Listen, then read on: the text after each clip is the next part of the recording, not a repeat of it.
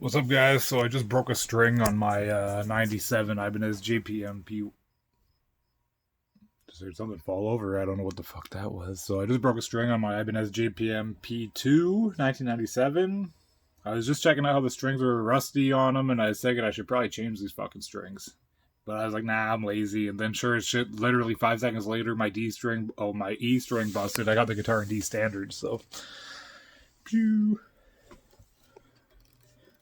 So I'm gonna take this bitch off, I guess. I got some Daddario NYXL motherfuckers I'm gonna throw on this bitch in 10 gauge. I think these are 9 to 46 on here right now. I keep this guitar in D standard. I play Necrophagist on it.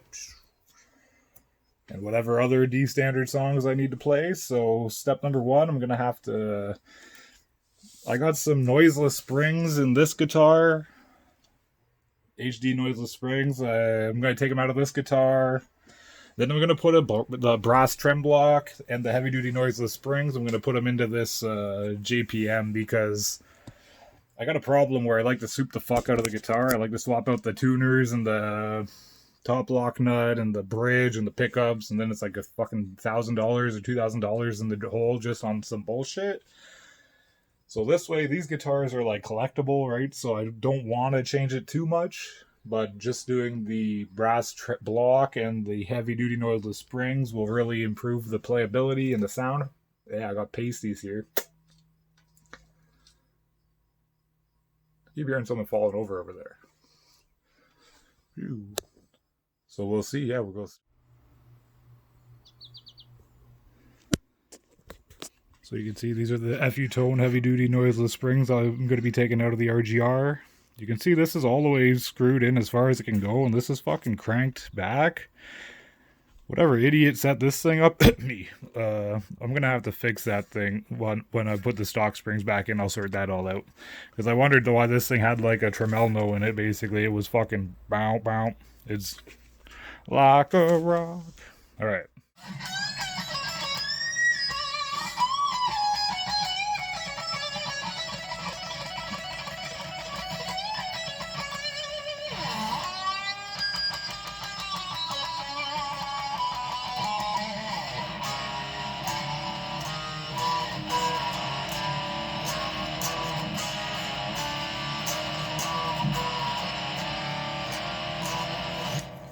Alright, so I'm done fiddle fucking around with this thing. I got her back tuned up to half step down, E standard, half step down, whatever the fuck it's called, E flat, I guess, E flat standard. Pew, got these bitches nice and locked up. Stock springs are back in here. I did adjust the trem claw positioning here to get a bit of vibrato back into the bridge. So I'm going to throw the back cover back on here. This guitar should be back to business. Throw her on the fucking rack, and then I can start plucking away back on the Petrucci JPM Picasso back there.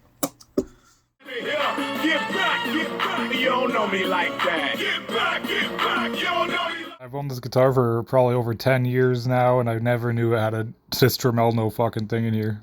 I had no fucking clue. Popped off all the strings here. I just slacked these off, then I used my dikes, snip all the strings here, snake them out. I was just gonna say I love this part of a string swap or anything because it gives me an opportunity to clean all this shit out. God knows how long this shit's been here. Like I said before, I haven't changed this guitar up really in probably 10 years or more, so there's a lot of just filth here that'll be very nice to have off of here. Especially in there.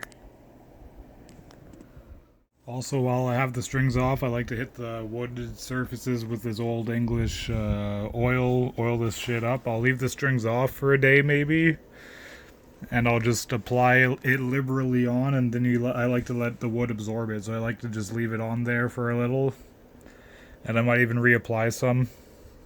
Whatever doesn't get absorbed after a little, I'll wipe off the excess. But I'll do the fingerboard, and I'll even do the neck bind here too. I'm sure somebody's going to be saying, but that's the wrong oil. You used the wrong oil, and now your guitar is garbage.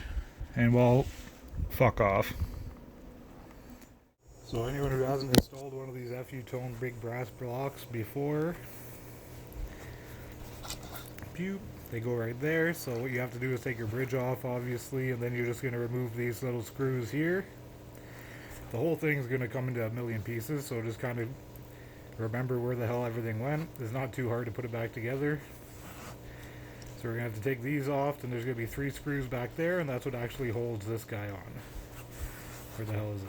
Oh, we can throw this fucker on there. So you can see here I got this thing disassembled now. This is the main chassis component. I got those 3 screws that I was talking about. This guy goes in between there, and this is actually what these guys push on and changes your tuning. So you gotta sandwich him to him. Then we throw those guys back on top and we redo our intonation. And I just like to put a little drop of blue Loctite on there.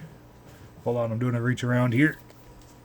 Some blue Loctite on, just a little drip on these 3 guys here, just so they don't come undone. You don't want to put that shit on your intonation adjusters. They'll probably be a fucking disaster.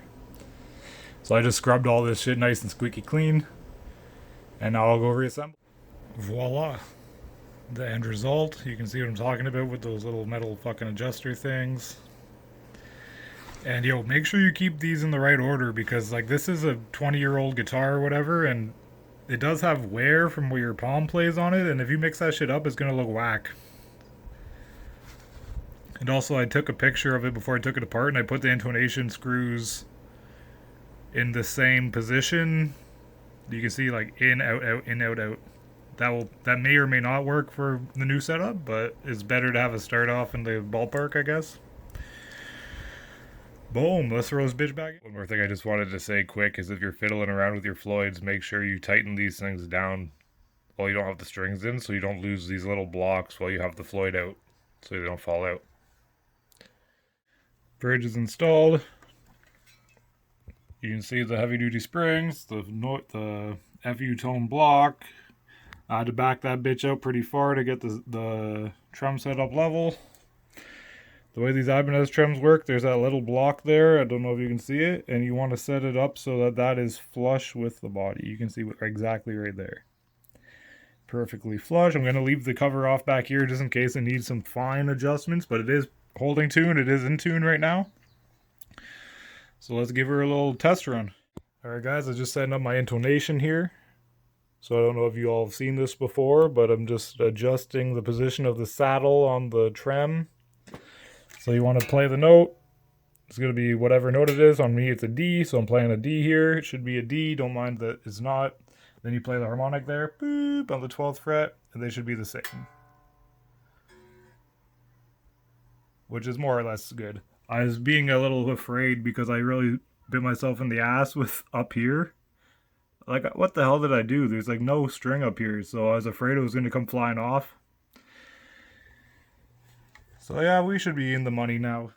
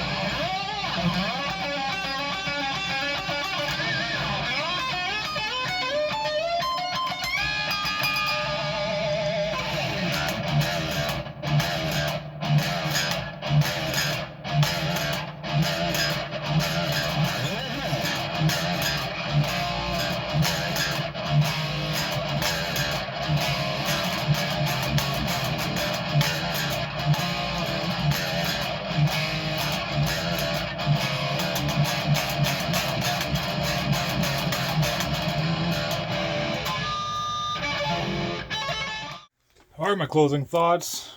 This thing's back in action. Might take a little bit of fine tuning just to keep her in the sweet spot now. But yeah, I just wanted to do some closing thoughts to stretch this puppy out to 10 minutes long. So I'm going to say thanks to Didario for screwing me out of that G string in my pack of strings. I had to go back to the store, get a second pack of strings, just to get that little G string that they decided not to send me. So thank you so much, Didario. And with that being said, Catch you guys later.